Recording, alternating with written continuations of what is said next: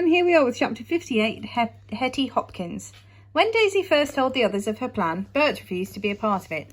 "Protect that monster? I won't," he said fiercely. "I took a vow to kill it, Daisy. The Ichabod murdered my father." "But it didn't," Daisy said. "It's never killed anyone. Please listen to what it's got to say."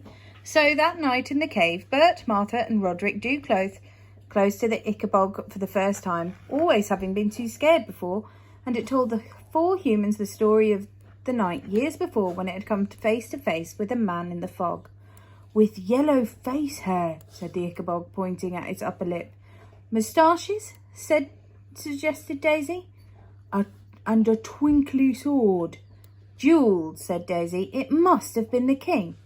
"And who else did you meet?" asked Bert. "Nobody," said the Ichabod. "I ran away and hid behind a boulder. Men killed all my ancestors. I was afraid." "Well, then how did my father die?" demanded Bert. "Was your Icha the one who was shot by the big gun?" asked the Ichabod. "Shot?" repeated Bert, turning pale. "How do you know this if you'd run away?" "I was looking out from behind the boulder," said the Ichabod. "Ichabods can see well in fog. I was frightened. I wanted to see what the men were doing on the marsh. One man was shot by another man." "Flapoon!" burst out Roderick at last. He'd been afraid to tell Bert before now, but he couldn't hold it in any longer. "Bert, I once heard my father tell my mother he owed his promotion to Lord Flapoon and his blunderbuss. I was really young. I didn't realise what it meant at the time. I'm sorry I never told you. I was afraid of what you'd say." Bert said nothing at all for several minutes. He was remembering that terrible night in the blue parlour when he'd found his father's cold, dead hand and pulled it from beneath the cornucopian flag for his mother to kiss. He remembered Spittleworth saying that they couldn't see his father's body, and he remembered Lord Flapoon spraying him and his mother with pie crumbs as he said how much he'd always liked Major Beamish. Bert put a hand to his chest where his father's medal lay close against his skin, turned to Daisy and said in a low voice, "All right, I'm with you." So the four humans and the Ichabod began to put Daisy's plan into operation, acting quickly because the snow was melting fast and they feared the return of the soldiers to the marshlands. First, they took the enormous empty wooden platters that had borne the cheese, pies and pastries they'd already eaten, and Daisy carved words into them. Next, the Ichabod helped the two boys pull the wagon out of the mud, while Martha collected as many mushrooms as she could find to keep the Ichabod well fed on the journey south. At dawn on the third day, they set out. They planned things very carefully. The Ichabod pulled the wagon, which was loaded up with the last of the frozen food and the baskets of mushrooms. In front of the Ichabod walked Bert and Roderick, who were each carrying a sign. Bert's read, "The Ichabod is harmless." Roderick said, "Spittleworth has lied to you." Daisy was riding on the Ichabod's shoulders. Her sign said, "The Ichabod eats only mushrooms." Martha rode in the wagon along with the food and a large bunch of snowdrops, which were part of Daisy's plan. Martha's sign read, "Up with the Ichabod, down with Lord Spittleworth." For many miles they met nobody, but as midday approached they came across two ragged people leading a single very thin sheep. This tired and hungry pair were none other than Hetty Hopkins, the maid who'd had to give her children to Ma Grunter and her husband. They'd been walking the country trying to find work, but nobody had any to give them. Finding the starving sheep in the road, they brought it along with him, but its wool was so thin and stringy that it wasn't worth any money. When Mr. Hopkins fell to the Ichabod, he fell to his knees in shock, while Hetty simply stood there with her mouth hanging open. When the strange party came close enough, and the husband and wife were able to read the signs, they thought they must have gone mad. Daisy, who'd expected people to react like this, called down, "You aren't dreaming. This is the Ichabod, and it's kind and peaceful. It's never killed anyone. In fact, it saved our lives." The Ichabod bent down carefully so that it wouldn't dislodge Daisy and patted the thin sheep on the head. Instead of running away, it baaed, quite unafraid, then returned to eating the thin dry grass. "You see," said Daisy, "your sheep knows it's harmless. Come with us. You can ride on our wagon." The Hopkinses were so tired and hungry that even though they were still very scared of the Ichabod, they heaved themselves up beside Martha, bringing their sheep too. Then off trundled the Ichabod, the 6 humans, and the sheep, heading for Jeroboam. Well, I'm excited to see what happens in Jeroboam. Let's go to the next chapter and I can There it is. Chapter 59. Back to Jeroboam. Dusk was falling as the dark grey outline of Jeroboam came into view. The Ichabod's party made a brief stop on a hill overlooking the city. Martha handed the Ichabod the big bunch of snowdrops. Then everyone made sure they were holding their signs the right way up, and the four friends shook hands because they'd sworn to each other and to the Ichabod that they would protect it and never stand aside even if people threatened them with guns. So down the hill towards the wine-making city the Ichabod marched, and the guards at the city's gates saw it coming. They raised their guns to fire, but Daisy stood up on the Ichabod's shoulders, waving her arms, and Bert and Roderick held their signs aloft. Rifles shaking, the guards watched fearfully as the monster walked closer and closer. "The Ichabod has never killed anyone," shouted Daisy. "You've been told lies," shouted Bert. The guards didn't know what to do, because they didn't want to shoot the four young people. The Ichabod shuffled ever closer, and its size and strangeness were both terrifying. But it had a kindly look in its enormous eyes and was holding snowdrops in its paw. At last, reaching the guards, the Ichabod came to a halt, bent down, and offered each of them a snowdrop. The guards took the flowers, because they were afraid not to.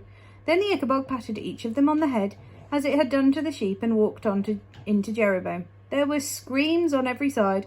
People fled before the Ichabod, or dived to find weapons. But Bert and Roderick marched resolutely in front of it, holding up their signs, and the Ichabod continued offering snowdrops to passers-by, until at last a young woman bravely took one. The Ichabod was so delighted it thanked her in its booming voice, which made more people scream, but others edged closer to the Ichabod, and soon a little crowd of people was clustered around the monster, taking snowdrops from its paw and laughing, and the Ichabod was starting to smile too. It had never expected to be cheered on or thanked by people. "I told you they'd love you if they knew you," Daisy whispered in the Ichabod's ear. "Come with us," shouted Bert at the crowd. "We're marching south to see the king." And now the Jeroboamers, who'd suffered so much under Spittleworth's rule, ran back to their houses to fetch torches, pitchforks and guns, not to harm the Ichabod, but to protect it. Furious at the lies they'd been told, they clustered around the monster, and off they marched through the gathering darkness, with only one short detour. Daisy insisted on stopping at the orphanage. Though the door was of course firmly locked and bolted, a kick from the Ichabod soon put that right. The Ichabod helped Daisy gently down, and she ran inside to fetch all the children. The little ones scrambled up into the wagon, the Hopkins twins fell into the arms of their parents, and the larger children joined the crowd, while Ma Grunter screamed and stormed and tried to call them back. Then she saw the Ichabod's huge, hairy face squinting at her through a window, and I'm happy to tell you she passed out cold on the floor. Then the delighted Ichabod continued down the main street of Jeroboam, collecting more and more people as it went, and nobody noticed Basher John watching from a corner as the crowd passed. Basher John, who'd been drinking in a local tavern, hadn't forgot about the bloody nose he'd received from Roderick Roach on the night the two boys stole his keys. He realised at once that if these troublemakers, with their overgrown marsh monster, reached the capital, anybody who'd made pots of gold from the myth of the dangerous Ichabod would be in trouble. So instead of returning to the orphanage, Basher John stole another drinker's horse from outside the tavern. Unlike the Ichabod, which was moving slowly, Basher John was soon galloping south to warn Lord Spittleworth of the danger marching on Shoeville.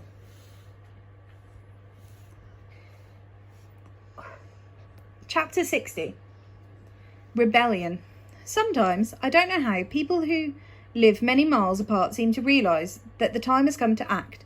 Perhaps ideas can spread like pollen on the breeze. In any case, down in the palace dungeons, the prisoners who'd hidden knives and chisels, heavy saucepans and rolling pins beneath their mattresses and stones in their cell walls, were ready at last. At dawn, on the day the Ichabod approached Kurdsburg, Captain Goodfellow and Mr. Dovetail, whose cells were opposite each other, were awake, pale, tense, and sitting on the edges of their beds, because today was the day they'd vowed to escape or die. Several floors above the prisoners, Lord Spittleworth too woke early, completely unaware that a prison break-out was brewing beneath his feet, or that a real live Ichabod was at this very moment advancing on Shoeville, surrounded by an ever-growing crowd of cornucopians. Spittleworth washed, dressed in his chief advisor's robes, then headed out to a locked wing of the stables, which had been under guard for a week. "Stand aside," Spittleworth told the soldiers on guard, and he unbolted the doors. A team of exhausted seamstresses and tailors were waiting beside the model of a monster inside the stable. It was the size of a bull, with leathery skin, and was covered in spikes. Its carved feet bore fearsome claws, Its mouth was full of fangs, and its angry eyes glowed amber in its face. The seamstresses and tailors watched fearfully as Spittleworth walked slowly around their creation. Close up, you could see the stitching, tell that the eyes were made of glass, that the spikes were really nails pushed through the leather, and that the claws and fangs were nothing but painted wood. If you prodded the beast, a trickle of sawdust ran from the seams. Nevertheless, by the dim light of the stables, it was a convincing piece of work, and the seamstresses and tailors were thankful to see Spittleworth smile. "It will do by candlelight at least," he said. "I'll simply have to make the dear king stand well back as he looks at it. We can say the spikes and fangs are more We say the spikes and fangs are still poisonous." Oh, Mrs. Nicol won't be happy with my reading there. The workers exchanged relieved looks. They'd been worried all day and all night for a week. They'd been working all day and all night for a week. It's like Frazzle Friday, children. Now at last they'd be able to go home to their families. "Soldiers," said Spittleworth, turning the guards waiting in the courtyard, "take these people away. If you scream," he added lazily as the youngest seamstress opened her mouth to do so, "you'll be shot." While the team that had made and stuffed the Ichabod was dragged away by the soldiers, Spittleworth went upstairs, whistling, to the king's apartments, where he found Fred wearing silk pyjamas and a hairnet over his moustaches, and Flapoon tucking a napkin beneath his many chins. "Good morning, your majesty," said Spittleworth with a bow. "I trust you slept well. I have a surprise for your majesty today. We have succeeded in having one of the Ichabods stuffed. I know your majesty was eager to see it." "Wonderful, Spittleworth," said the king. "And after that we might send it round the kingdom, what? To show the people what we're up against?" "I would advise against that, sire," said Spittleworth, who feared that if anybody saw the stuffed Ichabod by daylight, they'd be sure to spot it was a fake. "We wouldn't want the common folk to panic. Your majesty is so brave that you can cope with the sight." But before Spittleworth could finish, the doors to the king's private apartments flew open, and in ran a wild-eyed, sweaty Basher John, who'd been delayed on the road by not one but two sets of highwaymen. After getting lost in some woods and falling off his horse while jumping in a ditch, then being unable to catch it again, Basher John hadn't managed to reach the palace much ahead of the Ichabod. Panicking, he'd forced entry into the palace through a scullery window, and two guards had pursued him through the palace, both of them prepared to run him through with their swords. Fred let out a scream and hid behind Flapoon. Spittleworth pulled out his dagger and jumped to his feet.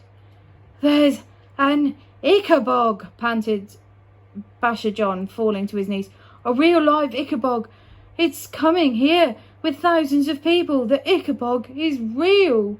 Naturally, Spittleworth didn't believe this story for a second. "Take him to the dungeons," he snarled to the guards, who dragged the struggling Basher John from the room and closed the doors again. "I do apologise, sire," said Spittleworth, who was still holding his dagger. "The man will be horsewhipped, and so will the guards who let him break into the palace."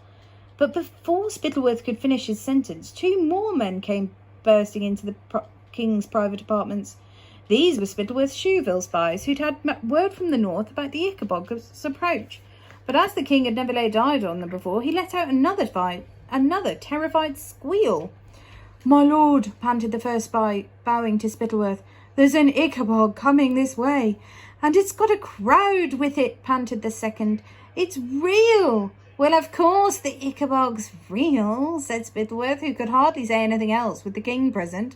"Notify the Ichabod Defence Brigade. I shall join them shortly in the courtyard, and we'll kill the beast." Spittleworth ushered the spies to the door and thrust them back into the passageway, trying to drown out their whispers of, "My lord, it's real, and the people like it. And I saw it, my lord, with my own two eyes. We shall kill this monster as we've killed all the others," said Spittleworth loudly for the king's benefit, and then under his breath he added, "Go away." Spittleworth closed the door firmly on the spies and returned to the table, disturbed but trying not to show it. Flapoon was still tucking into some Barronstown ham. He had a vague idea that Spittleworth must be behind all these people rushing in and talking about live Ichabods, so he wasn't frightened in the slightest. Fred, on the other hand, was quivering from head to foot. "Imagine the monster showing itself in daylight, Spittleworth," he whimpered. "I thought it only ever came out at night." Yes, it's getting far too bold, isn't it, Your Majesty? Said Spittleworth. He had no idea what this so-called real Ichabod could be. The only thing he could imagine was that some common folk had rigged up some kind of fake monster, possibly to steal food or force gold out of their neighbours. But it would still have to be stopped, of course. There was only one true Ichabod, and that was the one Spittleworth had invented. Come, Flaploon, we must prevent this beast from entering Shoeville. You're so brave, Spittleworth, said King Fred in a broken voice. Tish pish, Your Majesty, said Spittleworth. I would lay down my life for cornucopia. You should know that by now. Spittleworth's hand was on the door handle when yet more running footsteps, this time accompanied by shouting and clanging, shattered the peace. Startled, Spittleworth opened the door to see what was going on. A group of ragged prisoners were running towards him. At the head of them was the white-haired Mr. Dovetail, who held an axe, and burly Captain Goodfellow, who carried a gun, clearly wrestled from the hands of a palace guard. Right behind them came Mrs. Beamish, her hair flying behind her as she brandished an enormous saucepan. And hot on her heels came Millicent, Lady Islander's maid, who held a rolling pin. Just in time, Spittleworth slammed and bolted the door. Within seconds, Mr. Dovetail's axe smashed through the wood. Flaploon comes, shouted Spittleworth, and the two lords ran across the room to another door, which led to a staircase down to the courtyard. Fred, who had no idea what was going on, who'd never even realised that there were 50 people trapped in the dungeons of his palace, was slow to react. Seeing the faces of the furious prisoners appeared at the hole Mr. Dovetail had hacked in the door, he jumped up to follow the two lords, but they, interested only in their own skins, had bolted it from the other side. King Fred was left standing in his pyjamas with his back to the wall, watching the escaped prisoners hack their way into his room. Well, oh my goodness, children, it's all happening at the moment in the Ichabod story, so we'll have to see what happens tomorrow. Oh, also check your purple mash for your activity for today.